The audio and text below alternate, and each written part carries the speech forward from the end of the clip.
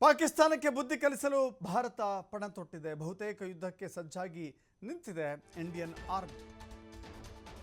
ಶಸ್ತ್ರಾಸ್ತ್ರ ತಯಾರಿಕಾ ಕಾರ್ಖಾನೆ ನೌಕರರ ಸುದೀರ್ಘ ರಜೆಗೂ ಕೂಡ ಈಗ ಬ್ರೇಕ್ ನೀಡಲಾಗಿದೆ.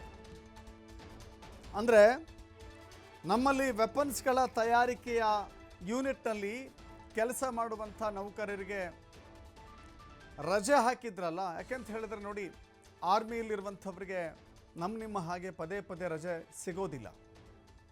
ನಾವು ಈ ವಾರ ವೀಕ್ ಆಫ್ ಅಂತ ತೆಗೆದುಕೊಳ್ತೀವಿ, ಮುಂದಿನ ವಾರ ವೀಕ್ ಆಫ್ ಅಂತ ಜೊತೆಗೆ ಇನ್ನೊಂದು ರಜೆಯನ್ನು ಸೇರಿಸಿ ತೆಗೆದುಕೊಳ್ತೀವಿ. ತಮ್ಮ ಊರುಗಳಿಗೆ ಕೆಲಸದ ವಿಚಾರಕ್ಕೆ ಹೋಗ್ತಾರೆ. ಬಟ್ ಆರ್ಮಿಯಲ್ಲಿ ಕೆಲಸ ಮಾಡೋರಿಗೆ ಹಂಗಿರೋದಿಲ್ಲ.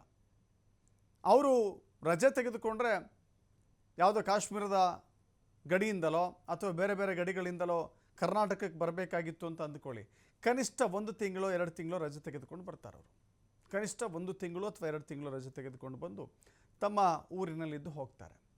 ಹೇಳಿ ಇದು ಯುದ್ಧದ ಸಂದರ್ಭ ಆಗಿರುವ ಕಾರಣಕ್ಕಾಗಿ ಸುದೀರ್ಘ ರಜೆ ಅಂದರೆ 1 ತಿಂಗಳು 2 ತಿಂಗಳು 3 ತಿಂಗಳು ಆ ಎಲ್ಲ ರಜೆಗಳನ್ನು ಕೂಡ ಈಗ ಕ್ಯಾನ್ಸಲ್ ಮಾಡಲಾಗಿದೆ, ರದ್ದುಗೊಳಿಸಲಾಗಿದೆ. ರಜೆಗಳು ಹಾಕೋ ಹಾಗಿಲ್ಲ. ಯುದ್ಧದ ಸನ್ನಿವೇಶ ಇದೆ. ಶಸ್ತ್ರಾಸ್ತ್ರ ತಯಾರಿಕಾ ಕಾರ್ಖಾನೆಯಲ್ಲಿರುವಂಥ ನೌಕರರು ರಜೆ ಹಾಕಿ ಹೋದರೆ, ಕೈಯಲ್ಲಿ ಶಸ್ತ್ರಾಸ್ತ್ರಗಳೇ ಇಲ್ಲದೆ ಹೋದರೆ ಹೇಗೆ ಯುದ್ಧ ಮಾಡಲಿಕ್ಕೆ ಸಾಧ್ಯವಾಗುತ್ತೆ? ಸೊ ಈ ಕಾರಣಕ್ಕಾಗಿ ಶಸ್ತ್ರಾಸ್ತ್ರ ತಯಾರಿಕಾ ನೌಕರರ ಸುದೀರ್ಘ ರಜೆಗೆ ಬ್ರೇಕ್ ಹಾಕಲಾಗಿದೆ. 2 ದಿನ ಅಬ್ಬಬ್ಬ ಅಂತ ಹೇಳಿದರೆ 2 ದಿನ ತೆಗೆದುಕೊಳ್ಳಲಿಕ್ಕೆ ಅವಕಾಶ ಇದೆ. 2 ದಿನಕ್ಕೂ ಹೆಚ್ಚು ರಜೆಯನ್ನು ತೆಗೆದುಕೊಳ್ತೀವಿ ಅಂತ ಹೇಳಿದ್ರೆ ಅವರಿಗೆ ಅವಕಾಶ ಇಲ್ಲ.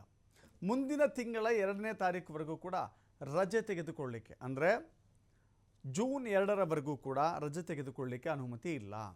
ಶಸ್ತ್ರಾಸ್ತ್ರ ತಯಾರಿಕೆಗೆ ಆರ್ಡರ್ ಹೆಚ್ಚಾಗಿದೆ. ಈ ಹಿನ್ನೆಲೆ ಜೊತೆಗೆ ಮುನಿಷನ್ಸ್ ಇಂಡಿಯಾ ಲಿಮಿಟೆಡ್ ಕಂಪನಿಯಿಂದ ಈ ಕ್ರಮವನ್ನು ತೆಗೆದುಕೊಳ್ಳಲಾಗಿದೆ. ಉತ್ಪಾದನೆಯನ್ನು ತ್ವರಿತಗೊಳಿಸಲು ಇದು ಸಹಾಯ ಮಾಡುತ್ತೆ. ಯುದ್ಧದ ಮುನ್ನೆಚ್ಚರಿಕಾ ಕ್ರಮವಾಗಿ ಈ ರಜೆಗಳನ್ನು ರದ್ದುಗೊಳಿಸಲಾಗಿದೆ.